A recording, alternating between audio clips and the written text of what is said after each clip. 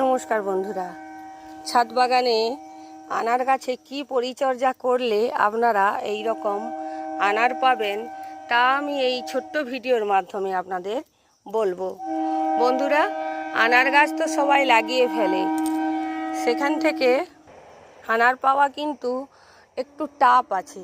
কারণ প্রথমের দিকে আনার গাছে প্রচুর পরিমাণে ক্লিবো ফুল আসে, সেই ক্লিবো ফুল প্রচুর পরিমাণে গাছে ভরে যায়। আমরা ভাবি যে এইবার মনে হয় বেদানা আসবে, কিন্তু না বন্ধুরা, আপনারা এটাতে ভুল করবেন। ওই ক্লিবো ফুলগুলোকে ঝাড়িয়ে দিতে হবে এবং এই রকম নরম নরম যদি নরম ডাল থাকে, কোনো আমার এই গাছটাতে নরম নেই, সবই পরিণত ডালে হয়ে গেছে, তো যদি কোনো নরম নিউ ব্রাঞ্চ থাকে সেইগুলোকে সফট প্রুনিং করে দেবেন। এইরকম ডগের দেখুন ডগের দিকগুলো আমি সব কেটে দিয়েছিলাম, এই রকম করে রেখে দিবেন।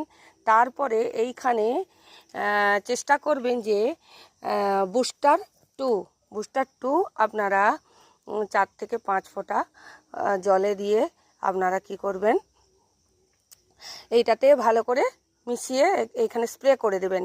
দেখবেন তারপরে আপনার ওই ক্লিবো ফুল বাদ দিয়ে এরকম মেয়ে ফুল এবং ছেলে ফুলের সংখ্যা ভরে গিয়ে এই রকম সুন্দর সুন্দর আনার কনভার্ট হয়ে যাবে।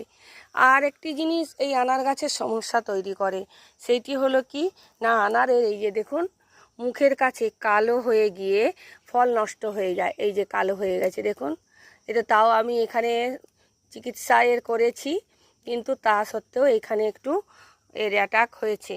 এই অ্যাটাক রোধ করার জন্য আপনাকে অ্যামিস্টার টপ কিন্তু কিনতেই হবে। অ্যামিস্টার টপ হলো আনার গাছের জন্য উৎকৃষ্ট একটি ফাঙ্গিসাইড।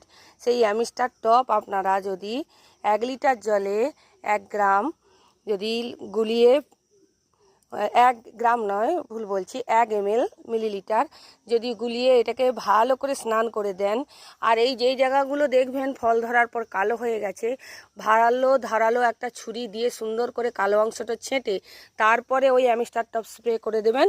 দেখবেন আপনার বাকি যে ফলগুলো সেগুলো এরকম সুস্থ হবে, সেইখানে আর এই রকম প্রবলেম থাকবে না।